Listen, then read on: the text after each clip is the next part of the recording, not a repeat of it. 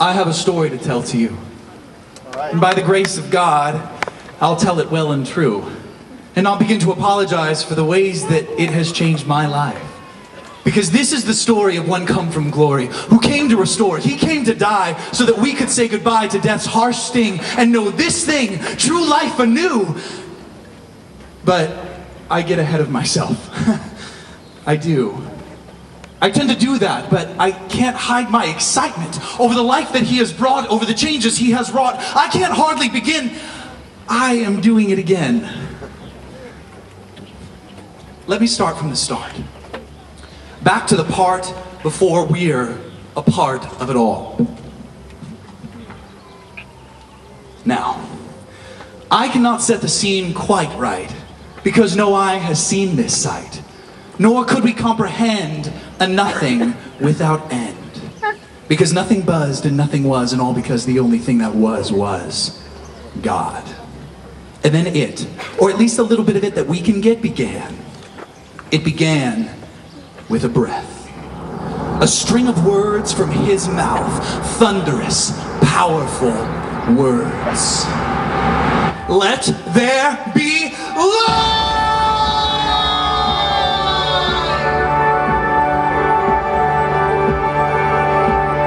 Let there be both day and night. Not stopping there, he made the air and stretched it clear from here to there and called it sky. He said, let there be both earth and seas and grass and trees. Let all this be, he did decree.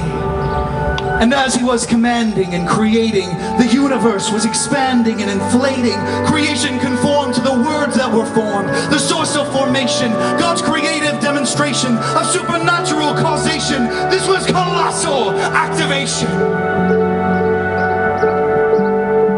Now, in the place of nothing, stood something, stood life. Morning dew rested on the leaves of maples and oaks and olive trees. The birds did as they're known to do, and into the wind he created they flew. Waves lapped against the ocean shore, intermittently echoing the lion's roar. And in its depths the creatures teemed. All of creation was finished, or so it seemed. For God had ceased speaking, but he wasn't done. He hadn't yet finished what he had begun. His hand reached down and found the earth, and drawing up some dust from it he formed us. Then he breathed again, not to make us, he'd done that with his hands, but to give us that which we can't understand, the breath of life. Two worlds collided, the terrestrial and the celestial coincided, a powerful formation, an intimate creation, a loving affirmation of us, his most precious creation. But then came the temptation.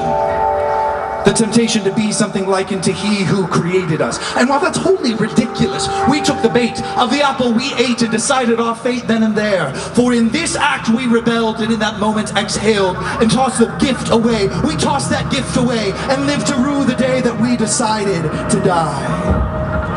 And we've been gasping for breath and fighting back death ever since we called down the curse.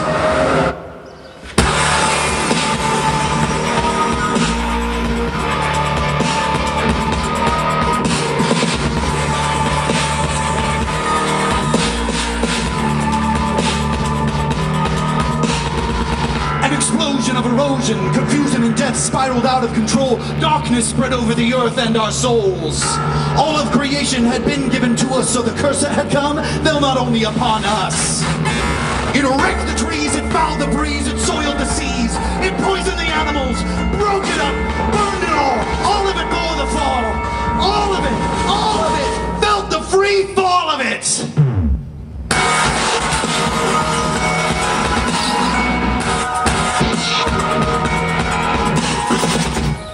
So from our souls and from all that abhorred us, rose up to God a destitute chorus. Please, save us.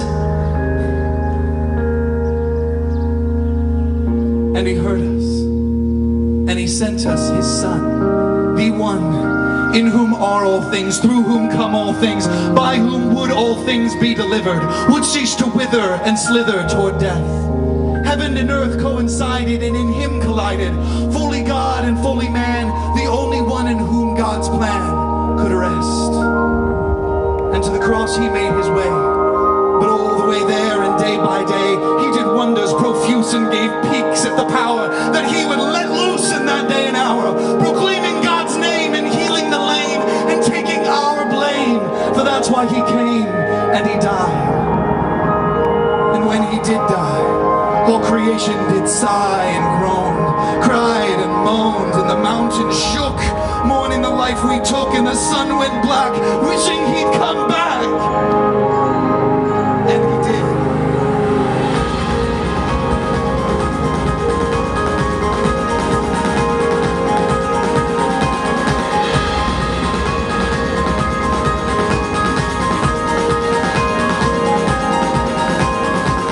Power and wonder tore death asunder and gave hope for those under the curse. The war was over before it begun. The risen Jesus had already won. He went on the attack and broke death's back and brought us back from the grave. Death had been destroyed. Love had filled the void. Life had thrown off scorn. All creation was reborn. Brothers and sisters, I wouldn't want you to miss this.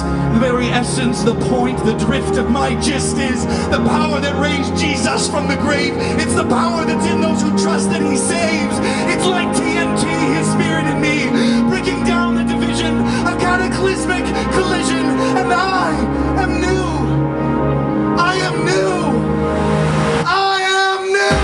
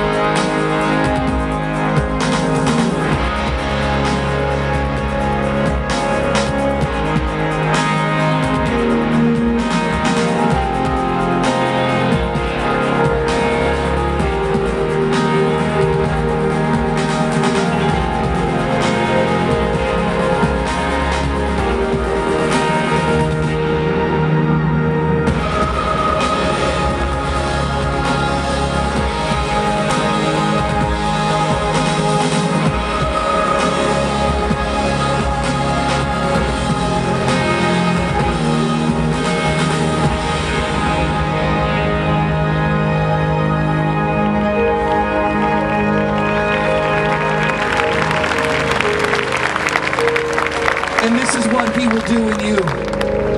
It may sound improbable, impossible, even laughable, but he will make it true.